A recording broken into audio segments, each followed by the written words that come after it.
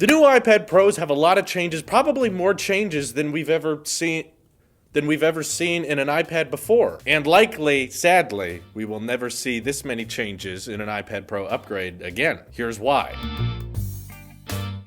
So, similar to the iPhone X kind of being a super cycle, we had the very similar design of the iPhone 6 that carried us all the way into the iPhone 8. The iPhone X was the first time Apple was mixing it up and saying, you know what, let's do something drastically different. They went to gesture controls, they went to Face ID, they went to glass backs, new CPUs and all that. It was a big, major change and it brought out a lot of customers to upgrade. I think we're going to get a very similar response this year to the iPad Pro, given the new design, the no home button, the adoption of Face ID, some of the record-breaking specs we're getting with the A12X chip. This was a big year, and it's actually going to become increasingly difficult for Apple to top this in years to come. So we've got gesture controls, right? So finally, you don't have to press a button anymore on your iPad. You just swipe up to go home. You swipe up and hold to get to multitasking. They finally listened to people's complaints about the Apple Pencil. 3 years later, they finally say, you know what? This isn't going very well. This is a stupid method of charging our pencil. So thank you, Apple, for finally admitting you had a problem. And now it charges inductively, it magnetically attaches to the side, which is far better than even the ideas I was pitching previously. So much more seamless, but then you have to ask the question, where else can the iPad line really go? We've got USB-C, which I believe to be the final port, the port that has the most capability, with both transferring data, charging, outputting to external monitors, even audio for some people. But you can't even use the argument with the iPad of, well, maybe the bezels will just get even thinner than they are right now, because as many reviewers are saying, the iPad bezel size is kind of the perfect middle ground so that you have a little bit of area to grip the iPad when you're holding it, to the point that now, if they started removing even more bezels from the iPad Pro, it would become sort of uncomfortable to hold because you could be setting off the display accidentally. And of course, when artists are drawing, it helps to have glass around the display that is not actually part of the screen so that you can draw and your pencil doesn't have to fall off the entire tablet itself. So we're kind of pushing the limit with what the screen can do on an iPad. They look very futuristic right now, but when this design becomes dated and when this design becomes the norm, it's not like really Apple can spice it up that much. The iPad's already leading when it comes to ProMotion with a 120 hertz display. That's something that we really want to see brought to all kinds of smartphones and of course the iPhone lineup, but the iPad already has it. So how can they make the display any better? I guess we could say OLED. Maybe if they found a way to put 120 hertz on an OLED display, it would look really cool. You could get some more true blacks, but at this moment that isn't exactly possible. We've seen some companies do 90 hertz on OLED displays, which I'm sure is not very cheap, but in regards to the iPad lineup, that would be a bit of a downgrade and probably not the most exciting upgrade for a lot of people to be like, oh, it's OLED, but we had to sacrifice the refresh rate. People love ProMotion on the new iPads, and they've had it since 2017, so why in the future would they downscale from that? Could it be that the iPad may not get a refresh until Apple figures out how to truly master OLED and high refresh rate at the same time? Originally, I was very annoyed with the idea of the smart connector being on the back because I didn't understand how the accessories would work. But now, seeing how incredibly thin, razor thin, they were able to make the new iPad Pros, I understand why they're okay with their accessories taking up the entire back of the device. For one, fixes that knocking issue of the camera bump, and also is a more protective solution than just having a smart cover. Even if the accessories do cost more, it's probably a better solution and more readily possible given the iPad is so incredibly thin. Adding another accessory onto it doesn't really make it much thicker. So in regards to that, really not too sure how much they can upgrade in the future. Shockingly, when a new iPad or a new Apple product of any kind comes out, I like to imagine, okay, this is what we got this year, but where can we go next? Of course, we can have bigger batteries, we can have faster CPUs, we can get better cameras, but in regards to what is actually worth a substantial upgrade, it's going to be pretty difficult to make a follow-up to this year's incredibly innovative and very much adapting iPad lineup. Face ID, I guess, could get a little bit improved. Maybe they could surround that bezel with more sensors so that you don't have to worry about your hand covering up the Face ID sensors on the iPad Pro, and you could just hold it in any way and it will still be able to see you. Maybe it'll unlock faster, maybe it will see you from more angles. But the only big change I can think of to the iPad lineup that currently is not possible but may be a noticeable upgrade in the future is to give it the iPhone 8 treatment, which is to have the same exact design but then just add a glass back. So there's plenty of reasons though why Apple may not add a glass back to an iPad, and I'm sure many of you can already think of some legitimate concerns. It's more fragile, so if this iPad drops someday, you have twice as much glass to worry about cracking, and also the weight. Luckily, a lot of YouTubers right now who are unboxing their iPad Pros, sadly, I have to wait till Wednesday like everybody else because I'm not famous enough, but everyone's picking it up and realizing, hey, this is really, really light. A lot of that is thanks to Apple's aluminum, which is a fairly durable metal, but also pretty lightweight, and when you're making 13-inch displays that are meant to be tablets, making sure they're light and easy and compact is pretty important, especially when you know most people buying this product are going to be slapping some type of case, some type of keyboard connection, some type of accessory with it, so you want to make sure that weight is as low as possible. If you adapt a glass back, with of course the advantage of maybe inductive charging works now, maybe we expand the reach of wireless charging to work on tablets, which I imagine would make some very bizarre, weird-looking Qi chargers out there with huge base pads that you drop an entire tablet on, and probably not very cheap, but I guess it would be kind of cool, similar to our iPhones that we can just drop on chargers. What if your iPad, you could just drop on a dock and it starts charging, you don't have to go fumble with the cable. That's the next big challenge I think Apple's gonna have to work on when it comes to the future of the iPad Pro and how to make a follow-up to this new iPad we're just now seeing. Can you make an upgrade worthy enough for an entire keynote, an entire announcement? Maybe you can't. Maybe we're gonna get website refreshes from here on out where they just say the new iPad Pros, they got the A13X chip, they got a little bit better camera, maybe they got a little bit thinner, but overall, everything's pretty much the same. Perhaps that's why Apple doesn't ship a gold iPad Pro anymore, is because they're kind of saving that for the next one. They're like, well, the next iPad Pro is gonna be an incredibly tiny upgrade, so we need something to set it apart, so maybe next year we'll see a gold iPad Pro, and that can get people excited again. But the important thing to remember from the iPad Pro lineup so far is that typically it upgrades every 18 months, not every 12 months. So I anticipate by this time next year, we're not going to be looking at a new iPad Pro, or there's not going to be an iPad Pro refresh anytime soon, but perhaps into 2020, maybe in the early stages of the next decade, we're finally going to get an upgrade to this iPad Pro. But I'm just calling it as it is, and I'd love to hear your guys' ideas. What could Apple do to really warrant an entire upgrade? Maybe making it cheaper somehow, making a more affordable iPad. Maybe we'll see Face ID in the one-size bezel all the way around on the more budget iPad that came out earlier this year. So maybe working that price down a little bit lower to $500, $400 for people who want that new bezel-less design and want Face ID, but don't want to spend the sheer $800 to $1,000 on the brand new Pro market. Maybe have not as great a CPU, not as great a cameras. Just kind of give the iPad the iPhone XR treatment, basically. Just kind of skimp out on all the things they think people don't really need. See, the difference is with iPhones, there's definitely noticeable room for improvement. We look at the notch, we look at the camera bump, we look at the design and how it fits in the hand, and we say, okay, there's a few things they could change. They could adopt USB-C or do the Apple thing and probably just remove the port altogether. But more importantly, they can remove on minimizing that notch and getting the bezels surrounding both the XS and of course the XR, working on slimming down those bezels as much as possible so that the iPhone just gets more and more futuristic. But with the iPad, we really don't have that argument. So where do you guys think the iPad Pro lineup is going to go? I think from here on out, it's sadly going to be surprisingly stale, and that's why I'm so excited to get my iPad Pro on Wednesday, because this is going to be the biggest upgrade I think we've ever had to an iPad. We've never had an upgrade this major before, with this new form of biometrics, new design, incredible CPU, new smart connector placement with new accessories, fixed Apple Pencil charging method. All of this stuff happening at once is really sweet and it's really awesome, but try to savor this moment because we may not ever get a moment this sweet for the iPad lineup again. Watch the next iPad refresh be in like March and they're like, we just decided that the 11-inch iPad Pro is weird because it's not 4x3, so we're going to change it to 4x3 and shrink the iPad a little bit. And then that's the only change we get for the Pro lineup. That would be sad, but sadly something I could somewhat